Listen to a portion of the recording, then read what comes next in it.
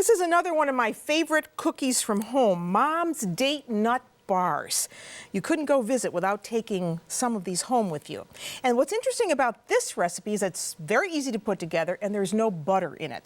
So we want to start with just 2 eggs. I'm going to put the 2 eggs in my mixer and get that going. So we want to whisk up the 2 eggs. And with it we want some sugar, so I want to break up those eggs some.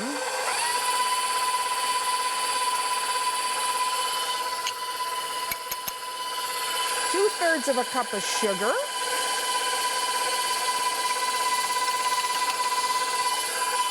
Some vanilla, and for this she used a tablespoon. I like more vanilla in everything anyway, so I'm going to add a tablespoon of the vanilla.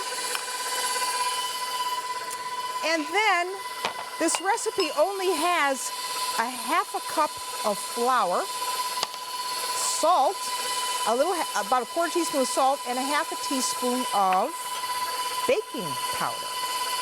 Just mix that around. And now we're going to add this. Lower the speed here with a half a cup. This is almost like making a fruit cake in a sense because there's more fruit than there is batter.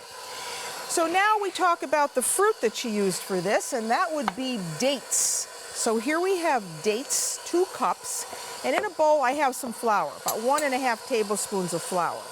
I'm going to add the dates to the flour, and we're going to add walnuts. You can use chopped walnuts. If you don't want to use walnuts, you could use something else.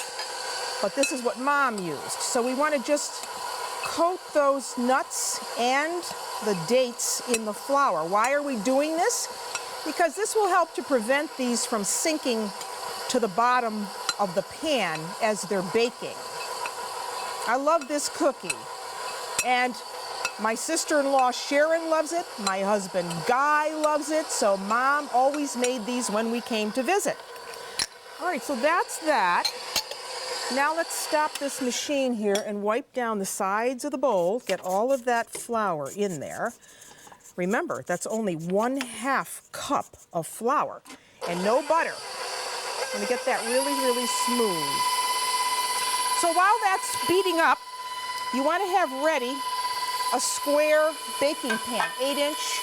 And what I've done is I've put a piece of foil in that's been buttered and floured. That's going to make it really easy for me to lift the cookies out when they're baked. All right, so we're going to take this out now. Take that blade off. Get this out. And we're going to pour it right over the nuts. So you can see that's very little batter holding together all of this fruit. These you can make ahead as well and freeze. Okay. I made a little mess there, but it's the kitchen. Now you mix all of this well. So I say this is like making a fruit cake because whenever Mom made fruit cakes, there was so much fruit and very little batter. You wondered how this was ever going to turn into a cake, but by magic, it does. Now make sure that's all well combined. Your oven is on at 350 degrees, preheated. Okay, that looks good. Now we can put it in our pan. And just spread this out. Spread it out so it's even. It's going to take about 25 to 30 minutes to bake. And the other reason for using aluminum foil for this is because dates are very sticky. So if you just did this in a buttered pan, you may have a little problem getting it out. So there it is, ready to go. Remember, 350 for about 20-25 minutes.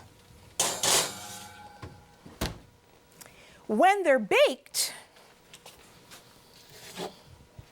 they'll look like this, firm to the touch. They're very chewy and datey, and the paper comes right out.